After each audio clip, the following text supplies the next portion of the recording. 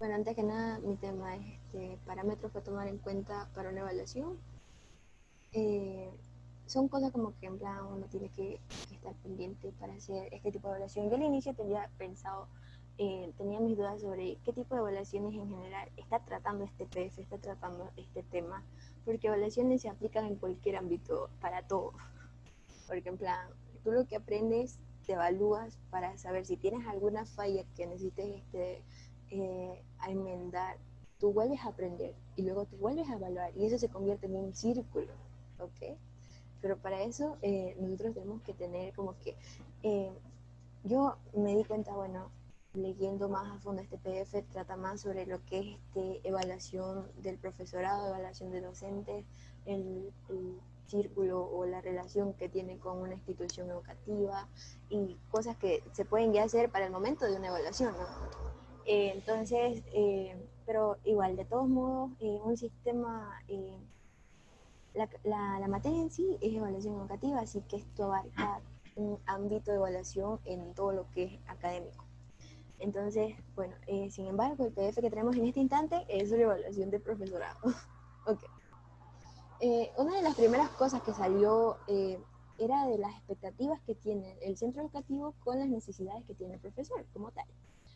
Eh, Me avisa si se escucha para, si no, sostener el micrófono por acá. Vale, vale. Vale. Eh, Según lo que nos dice este enunciado, es que esta relación que existe con el centro y con los profesores debe ser buena, tienen que estar en buenos términos para que así puedan llegar como a un equilibrio, un balance de tanto los objetivos que tiene la institución con los que tienen los profesores. Porque no te podrías imaginar una escuela o sea, los directivos en la escuela como tal, que no tenga una buena relación con su profesorado, con sus recursos humanos. Eso sería casi impensable porque los profesores tienen que seguir esquemas que la escuela eh, crea, pero igual los profesores tienen sus propias metas personales que hacer, profesionales, que desenvuelven en su entorno educativo. Ok. Ahora, el segundo punto que tenemos es propósitos básicos en un proceso de evaluación del profesorado. En los propósitos se refiere, por ejemplo, las metas que quiere obtener esa evaluación de quién se evalúa. En este caso, los profesores. Por ejemplo, orientado a los resultados quiere decir que, por ejemplo, lo que la escuela quiere llegar a ver dentro de los profesores, como lo que ellos pueden lograr.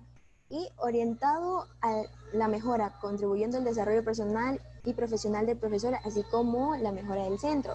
Esto es como una relación simbiótica, creo que se dice, en donde todos dos lados ganan con la ayuda del otro. Por así decirlo, debiendo de esta evaluación, si ven que tanto la escuela o como el profesor se pueden llegar a buenos términos, ven que tienen una buena capacidad para hacer que tanto el profesor como que la escuela se desarrolle más, mejore, dé una buena educación en todo sentido, eh, se ve que está bien toda la mejora, quiere decir que eso va a funcionar, eso está bien. Bueno, tenemos el tercer punto que dice acciones básicas para promover el proceso de evaluación del profesorado. Esto ya se enfoca al momento de la evaluación como tal. Por ejemplo, estableciendo objetivos recíprocamente beneficiosos, o sea, prácticamente metas que les vaya a ser buenas, tanto para los lados que tenemos, por ejemplo, para el profesorado, para la educación educativa. Otro que dice establecimiento de un proceso sistemático de comunicación. Este decía que, por ejemplo, tenía que ver como, creo que había una parte que decía que, por ejemplo, al momento de una evaluación, la persona que evalúa tiene que tener como que su postura, su manera de comunicar las cosas, tener que, la persona que está siendo evaluada, los que están recibiendo, tienen que tener como que todo claro al momento de tener que dar sus reglas, sus pruebas y todo lo que sería en el proceso. O sea, si no hay un proceso de comunicación claro, un diálogo claro, un entendimiento claro, las partes nunca se van a entender. Ya, eso es fundamental para cualquier cosa. La otra que dice es cuidado en la aplicación, en la aplicación técnica del sistema evaluativo. Esto más se refería era a la veracidad, lo que es honestidad, cosas que tengan que ver de de que todo lo que se haga sea claro, sea evidente, sea plasmado con la verdad, por así decirlo, ¿ya? En el momento que se aplican las evaluaciones, tiene que hacerse bajo honestidad académica y todo eso. El uso de fuentes y de datos múltiples se refería a que, por ejemplo, si mal no recuerdo, era que habían formas de evaluar, formas de hacer modelos de evaluación. Sin embargo, se requería que los docentes hagan como que una investigación para que varíen los modelos, las maneras en las que ellos hacen sus evaluaciones. Sí. El otro decía, creación de un clima adecuado para la evaluación, es de un buen ambiente para el momento de la evaluación, tener las cosas preparadas, ¿no? Por ejemplo, los instrumentos de evaluación, el área en donde va a ser. Vale, me llegó el documento. Creación de un clima adecuado para la evaluación.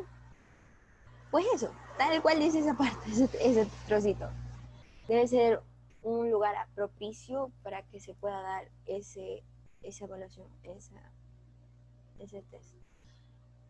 Bueno, y eso prácticamente sería todo.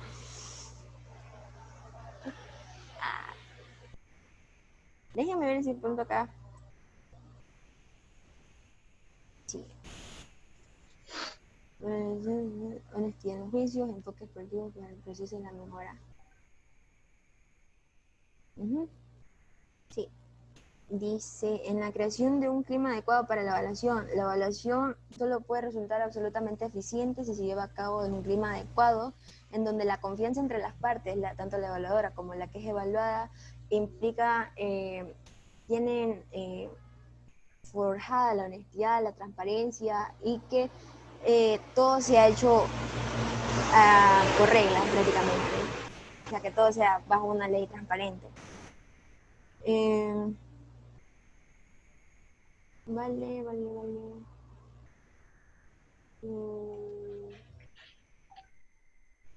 Vale, comunicación. Vale, la siguiente persona podría estar empezando. Yo me voy callando. Yo. Vale, No, creo que soy yo. Sí. Un momento. Vale, compartir. Vale. Tengo que explicar como tal todo el tema, puede ser algo como que más breve. O sea, para que tengan una idea como para hacer la introducción. O sea, lo estamos explicando en realidad principalmente es para que Diana haga la introducción, ¿no? Para que tenga una mejor idea. Sí. Es para eso más que todo, yo creo. A ver, mi tema, factores que influyen negativamente en la educación. Bueno, la verdad ya está bastante, de hecho ya está bastante claro desde el título. A ver, se puede dividir principalmente en 4 aspectos, que son los centros educativos, la administración, la parte del profesorado y la parte del alumnado.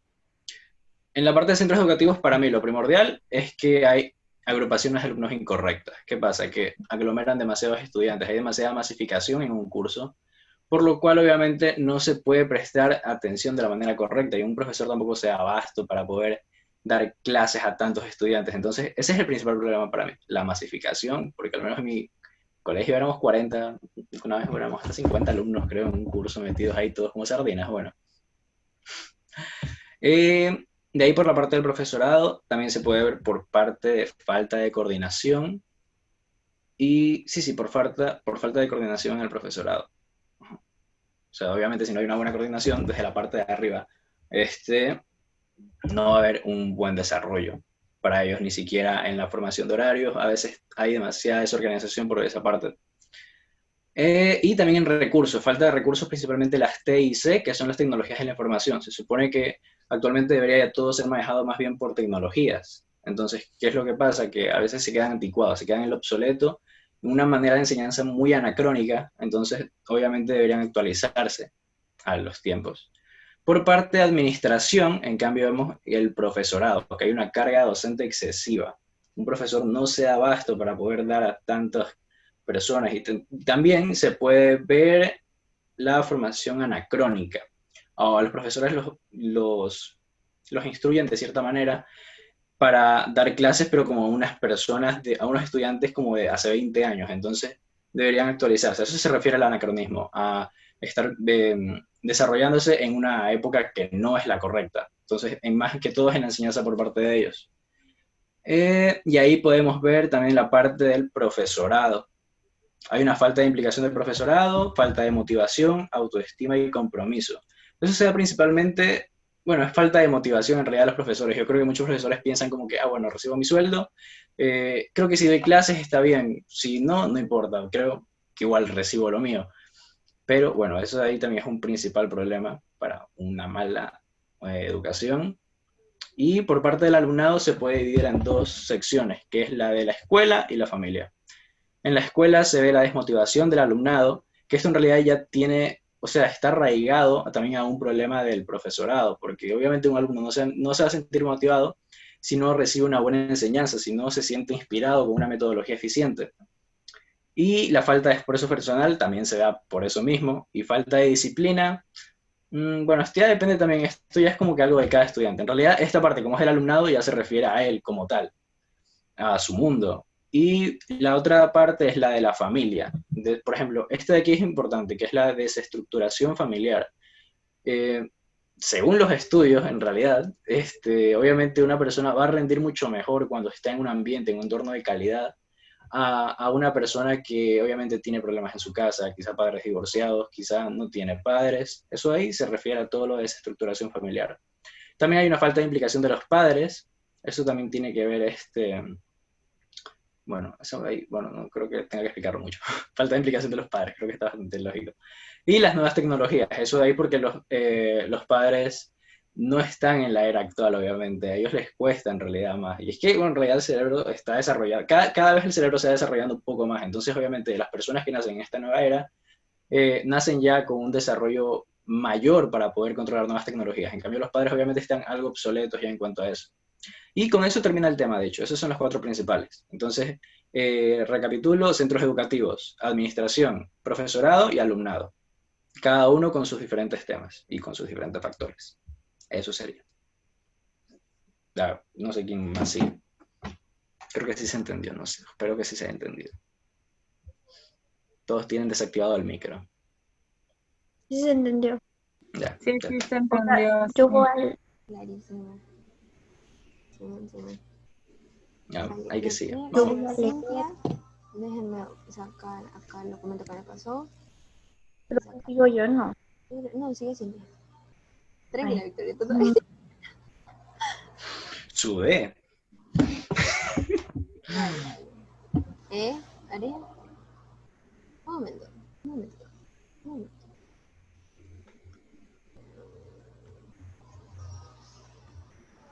Tengo 2000 pulgares. Ay, Dios. Oigan, una pregunta. Eso de la diapositiva, en esta materia sí se podía poner dibujitos, colorcitos. Dale. Ah, Porque en la del profesor La profesora no ha hecho nada, así que. de desarrollo, creo que es, él no quiere nada de dibujitos y toda la cosa, entonces No.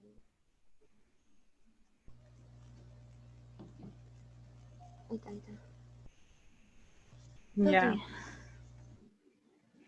listo. El tema en sí está, podríamos decirlo, corto, porque con el título, o sea, el título lo dice todo. Porque es importante realizar una evaluación. Es importante en todos los sentidos, no solo como docentes o no solo como estudiantes, nos califican como personas, nos califican, nos evalúan como madres, como padres, como amigos, como hermanos. Entonces, yo del colegio salí hace muchísimo tiempo. Hace más o menos unos 10, 11 años salí del colegio. Entonces, en esa época a los profesores no se los evaluaba. Por ende, teníamos una educación un poco monótona, antigua, no como ahora. Los chicos se saben explicar mucho mejor porque a ellos se les da la apertura. ¿Por qué? Porque de un tiempo acá a los docentes se los viene evaluando. ¿Por qué se los evalúa? Porque tienen que medir conocimientos, porque tienen que reforzar. Si no hay una evaluación o no hay una calificación por esto, no se pueden mejorar, se podría decir. Entonces, a ver. Dice aquí que una evaluación puede afirmar que los alumnos en el aula y el maestro en su práctica docente ofrecen varias alternativas que pueden favorecer la construcción de un modelo de evaluación congruente, es decir, entre lo que se debe y lo que se quiere en la educación. Nos evalúan para ver si los profesores están dándose a entender o si nosotros no entendemos. La evaluación es una actividad continua del mismo proceso educativo. Desde el momento en que el alumno ingresa a la escuela, durante su estancia y al final de la jornada escolar, proporciona información de su propio sistema de enseñanza en la casa. Aquí viene otro tipo de evaluación. Cuando ustedes llegaban de la escuela o del colegio, sus papás, ¿qué les preguntaban? ¿Qué le enseñaron, mijito, en la escuela? ¿Y si aprendió? ¿Y si se portó bien? Entonces, allí nos estaban evaluando nuestros padres. Yo digo porque yo lo mismo le pregunto a mi hija ya viene de la escuela y me dice todito. La evaluación es un recurso para asegurar niveles de formación común y garantizar que se reúnen una serie de capacidades, competencias y conocimientos concretos para avanzar dentro de los niveles del sistema educativo, logrando los títulos homologados correspondientes. Es lo que se debe de hacer, o sea, si nos van a dar un título es porque nosotros sabemos el tema, porque nosotros podemos enseñar algo del tema, ¿no? Sin la evaluación, nosotros nos daban un título y de ahí se fue al carajo todo.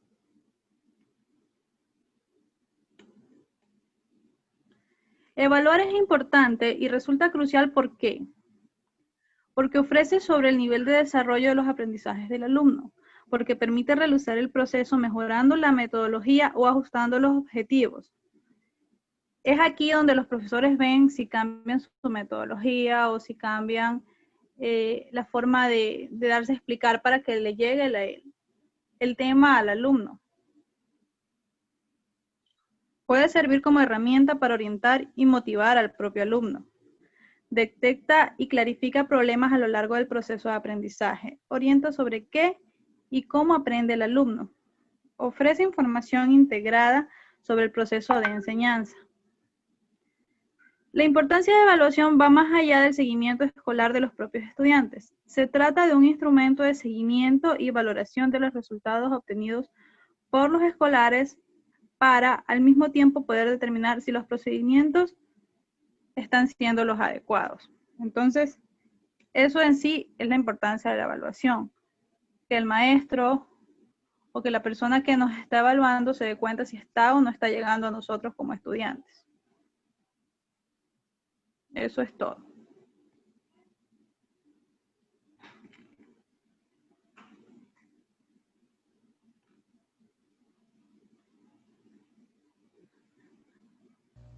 Ok, chicos. Me toca a mí. ¿Sí? ¿Todo claro? ¿Todo bien? Vamos a poner la de Victoria. Un momento, deja que pantalla. A ver, si yo me salgo de Zoom, sale mi camisa apagada, la cámara. Sí, O sea, sale mi foto de perfil. sí. Sí. Ok. Ya, pues solo lo voy a leer. O sea, le voy a ir leyendo. Y a ver, a mí me tocó los modelos de evaluación, o tipos de evaluación, como está en el PDF. Según el PDF hay 5 modelos de evaluación, 5 tipos de evaluación.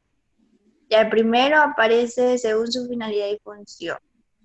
Y este de aquí se divide en dos, la función formativa y la función sumativa. Pues la formativa, pues obviamente, como la palabra lo dice, de formar, por lo tanto, este aquí utiliza una estrategia para mejorar y ajustar los procesos educativos, ¿ya? Básicamente eso. Y la función sumativa es para determinar la valía, o sea, para darle como pues ya sabes, como un número según el avance educativo, el proceso educativo ya, o sea, hasta el punto que ha llegado. Ya. Luego está según su extensión, que esta acá también se divide en dos, que es la evaluación global y la evaluación parcial. La evaluación global dice que pretende abarcar todos los componentes o dimensiones de los alumnos en el centro educativo. Ya, en cambio, la evaluación parcial es el estudio o valoración de determinados componentes o dimensiones de un centro. Luego está según los agentes evaluadores, y esta de aquí se divide en tres. A ver, no, no, solo está una. Está la evaluación, que es la evaluación interna. Ya, esta sí que es aquella que es llevada a cabo y promovida por los propios integrantes de un centro o programa educativo.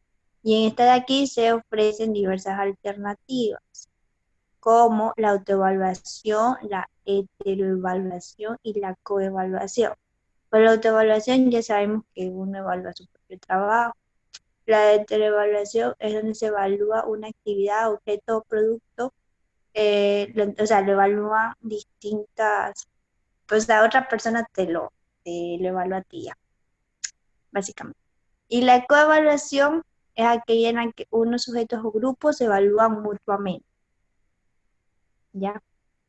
Luego está, según el momento de aplicación, está la evaluación inicial, que es la que se realiza al comienzo de un curso académico. La evaluación procesual, que es la que consiste en la valoración a través de la recogida continua y sistemática de datos. Y luego la evaluación final, que es cuando ya se termina el proceso de aprendizaje.